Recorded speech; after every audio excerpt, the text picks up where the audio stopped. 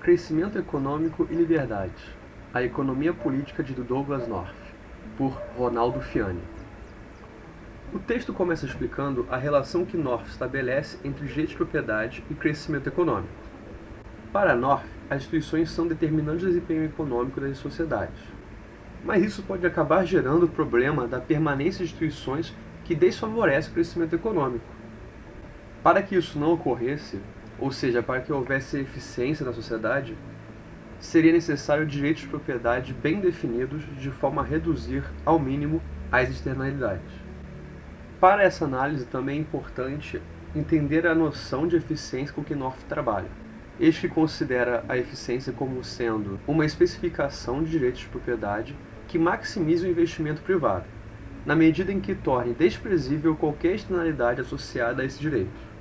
Também temos o desenvolvimento, entendido por North como o diferencial de taxas de crescimento que resulta da evolução dos direitos de propriedade de cada nação. E para North, os custos de transação seriam resultantes da dificuldade de garantir a exclusividade e o respeito aos direitos de propriedade. Na medida em que esses custos são elevados ou incertos, os direitos de propriedade acabam por ser especificados de forma imperfeita ou incompleta. Ou seja, custos de transação elevados são diretamente relacionados a direitos de propriedade mal especificados. E custos de transação elevados reduzem as taxas de crescimento econômico. Agora sobre a relação do Estado e os direitos de propriedade. Temos os custos de verificação e garantia dos direitos de propriedade, que podem ser reduzidos, em primeiro lugar, se os vínculos entre os agentes possuíssem natureza mais pessoal. Pois quando existe uma rede densa de relações sociais, os custos de transação são baixos, mas os custos de produção acabam ficando elevados, porque a especialização e a divisão do trabalho são limitados na extensão do mercado.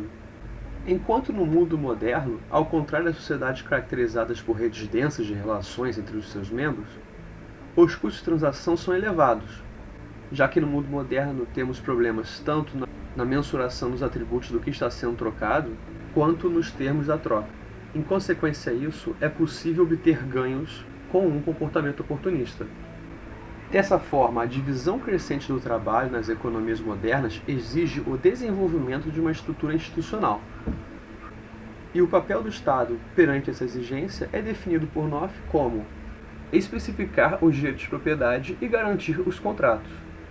Com isso, o Estado é caracterizado em North como o fundamento das instituições econômicas em sociedades modernas. Outro elemento importante do pensamento de North resulta do reconhecimento de que as instituições no presente condicionam os futuros desenvolvimentos institucionais. Para expressar esse fato, ele utiliza o conceito de path dependence. O fenômeno de path dependence pode ser explicitado como o fato de as possibilidades de escolha no presente serem estritamente condicionadas pelas escolhas passadas. E para entender o conceito de path dependence no estudo das instituições, é preciso considerar as causas de path dependence em tecnologias. Essas causas seriam os custos fixos significativos, que provocam uma redução expressiva dos custos à medida em que a produção aumenta, os efeitos de aprendizagem, os efeitos de coordenação, estes derivados da cooperação entre agentes que enfrentam o mesmo tipo de situação, e, por fim, expectativas adaptativas. Agora vejamos mais aprofundadamente a relação entre Estado e sociedade, onde, de acordo com North, a iniciativa das reformas institucionais deve partir com mais frequência dos governos, ou seja, do Estado.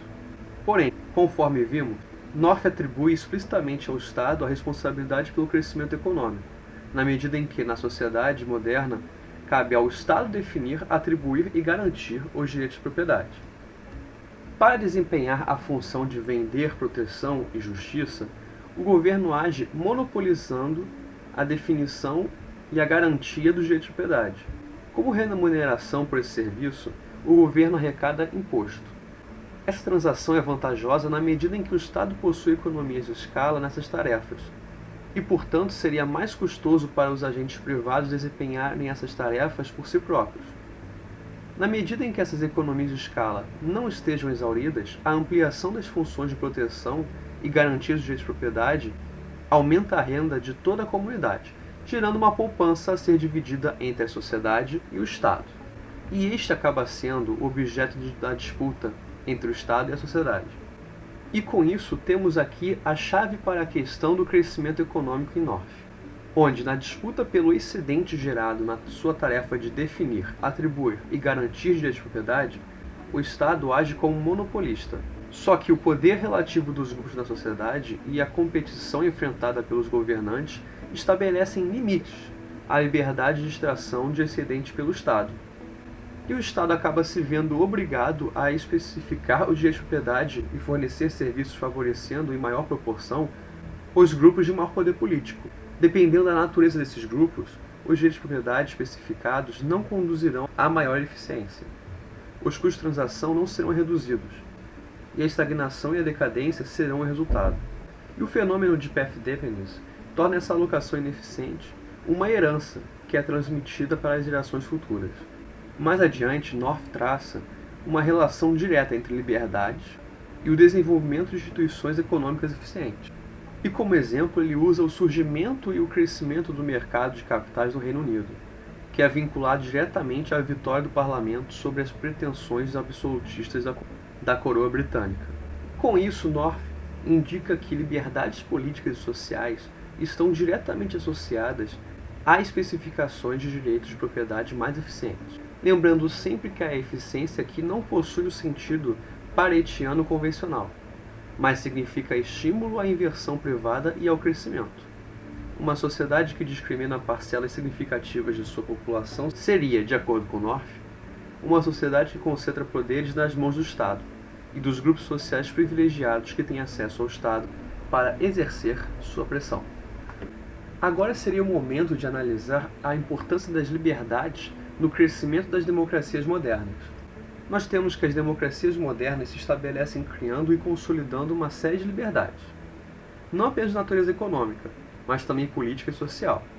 Contudo, North reconhece não elaborar o suficiente suas considerações para o caso do Estado democrático moderno, pois nas atuais democracias representativas, North afirma que a situação se torna muito complexa, em função da existência de múltiplos grupos de interesse e da estrutura institucional muito mais sofisticada, elaborada para possibilitar a troca entre esses grupos, dado o seu poder político de barganha.